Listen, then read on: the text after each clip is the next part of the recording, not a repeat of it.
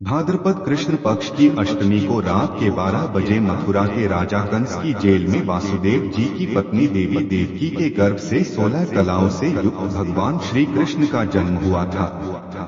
इस तिथि को रोहिणी नक्षत्र का विशेष महात्म्य है। इस दिन देश के समस्त मंदिरों का श्रृंगार किया जाता है। कृष्णावतार के उपलक्ष्य में झांकियां सजाई जाती है। भगवान कृष्ण का श्रृंगार करके झूला सजाया जाता है। स्त्री पुरुष रात के 12 बजे तक व्रत रखते हैं। रात को 12 बजे शंख तथा घंटों की आवाज से श्री कृष्ण की जन्म की खबर चारों दिशाओं में गूंज उठती है। भगवान श्री कृष्ण की आरती उतारी जाती है और प्रसाद वितरण किया जाता है। प्रसाद ग्रहण कर व्रत को खोला जाता है। कथा है, द्वापर युग में पृथ्वी पर राक्षसों के अत्याचार बढ़ने लगे। पृथ्वी गाय का रूप धारण कर अपनी कथा सुनाने के लिए तथा उद्धार के लिए ब्रह्मा जी के पास गई। ब्रह्मा जी सब देवताओं को साथ लेकर पृथ्वी को विष्णु के पास क्षीर सागर ले गए। उस समय भगवान विष्णु अन्नत शैया पर शयन कर रहे थे। स्तुति करने पर भगवान की निद्रा भंग हो गई। भगवान ने ब्रह्मा एवं सब देवताओं को देखकर उनके आने का कारण पूछा तो पृथ्वी बोली, भगवान मैं पाप के बोझ से दबी जा रही हूँ, मेरा उद्धार कीजिए। यह सुनकर विष्णु बोले, मैं ब्रज मंडल में वासुदेव की पत्नी देवकी गर्भ से जन्म लूंगा। तुम सब देवतागण ब्रज भूमि में जाकर यादव वंश में अपना शरीर धारण कर लो। इतना कहकर अंतर्ध्यान हो गए। इसके पश्चात देवता ब्रज मंडल में आकर यदुकुल में नंद यशोदा तथा गोप गोपियों के रूप में पैदा हुए। द्वापर युग के अंत में मथुरा में उग्रसेन राजा राज्य करता था। उग्रसेन के पुत्र का नाम कंस था। कंस ने उग्रसेन को बलपूर्वक सिंहासन से उतारकर जेल में डाल दिया और स्वयं राजा बन गया। कंस की बहन देवकी का विवाह यादव कुल में वासुदेव के साथ निश्चित हो गया।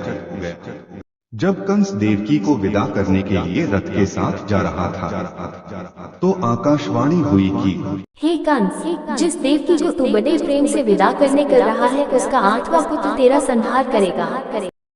आकाशवाणी की बात सुनकर कंस क्रोध से भरकर देवकी को मारने को तैयार हो गया। उसने सोचा ना देवकी होगी ना उसका पुत्र होगा। वासुदेव जी ने कंस को समझाया कि तुम्हें देवकी से तो कोई भय नहीं है। देवकी की 8वीं संतान में तुम्हें सौंप दूंगा। तुम्हारे समझ में जो आए उसके साथ वैसा ही व्यवहार करना।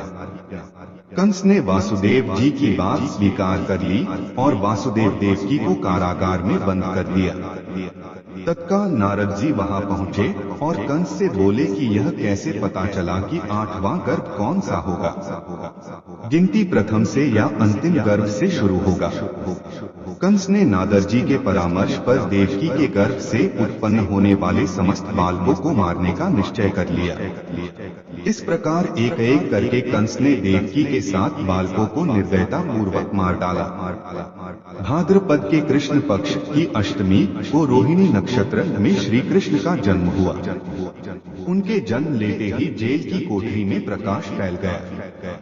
वासुदेव देवकी के सामने शंख, चक्र, गदा, एक पद्मधारी चतुर्भुज भगवान ने अपना रूप प्रकट कर कहा, अब मैं बालक का रूप धारण करता हूँ। तुम मुझे तत्काल गोकुल में नंद के यहाँ पहुँचा दो और उनकी अभी अभी जन्मी कन्या को लाकर कंस को सौंप दो। तत्काल वासुदेव जी की हथकड़ियां खुल गई। दरवाजे अपने आप खुल गए। पहरेदार सो गए। वासुदेव कृष्ण को सूप में रखकर गोकुल को चल दिए। रास्ते यमुना श्री कृष्ण के चरणों को स्पर्श करने के लिए बढ़ने लगी। भगवान ने अपने पैर लटका दिए। चरण छूने के बाद यमुना घट गई। वासुदेव यमुना पार कर गोकुल में नंद के यहाँ गए। बालक कृष्ण को यशोदा जी की बगल में सुलाकर कन्या को लेकर वापस कंस के कारागार में आ गए। जेल के दरवाजे पूर्ववत बंद हो गए। वासुदेव जी के हाथों में हथकड़ियां पड़ गई। पहरेदार जाग गए। कन्या के रोने पर कंस को खबर दी गई।